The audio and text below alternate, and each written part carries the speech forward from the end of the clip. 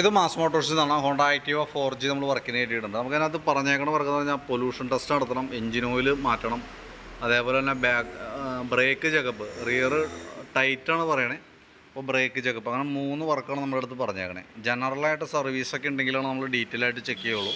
അതല്ലെങ്കിൽ കസ്റ്റമർ പറയുന്ന വർക്ക് മാത്രമേ നമ്മൾ ചെയ്യാനുള്ളൂ കേട്ടോ. ഇപ്പോൾ നിലവിൽ ഈ പറഞ്ഞ 3 കേസാണ്: പൊല്യൂഷൻ ടെസ്റ്റ്, എഞ്ചിൻ ഓയിൽ മാറ്റാം, ബ്രേക്ക് ചെക്ക് ചെയ്യുക. ഇത്രയാണ് പറഞ്ഞത്. ബ്രേക്ക് ടൈറ്റ് എന്നാണ് പറഞ്ഞേ. നമുക്കതിൻ്റെ ബ്രേക്കിൻ്റെ കണ്ടീഷൻ നോക്കുമ്പോൾ ബാക്ക് ബ്രേക്കൊക്കെ ഒന്ന് അഴിച്ച് ക്ലീൻ ചെയ്യണമല്ല, ബ്രേക്ക് ക്യാമ്പിൻ്റെയാണ് ചെറിയ ടൈറ്റ് കാണിക്കുന്നത്. പിന്നെ അതേപോലെ കേബിൾ, ബാക്കിലത്തെ ബ്രേക്ക് കേബിൾ കുഴപ്പമില്ല.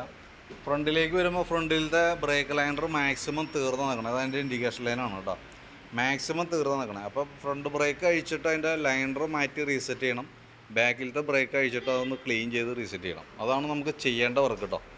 അപ്പോൾ ഞാൻ ഏകദേശം ഇപ്പോൾ ബ്രേക്ക് ലൈനർ മാറ്റി, പൊല്യൂഷൻ ടെസ്റ്റ് എടുത്ത്, എഞ്ചിൻ ഓയിൽ മാറ്റി, ബാക്ക് ബ്രേക്ക് അഴിച്ച് ക്ലീൻ ചെയ്യുമ്പോൾ ഏകദേശം എത്ര എസ്റ്റിമേറ്റ് വരുമെന്ന് ഞാൻ നോക്കിയിട്ട് അതിൻ്റെ ഡീറ്റെയിൽസ് ഒരു എസ്റ്റിമേറ്റ് ഇടാം റഫായിട്ട്. അപ്പോൾ അതിൻ്റെ ഡീറ്റെയിൽസ് അത് വാട്സാപ്പിൽ ഇടാം കേട്ടോ. വീഡിയോ കണ്ടുകഴിയുമ്പോൾ നോക്കിയിട്ടൊന്ന് റിപ്ലൈ ഇട്ടേക്കാം.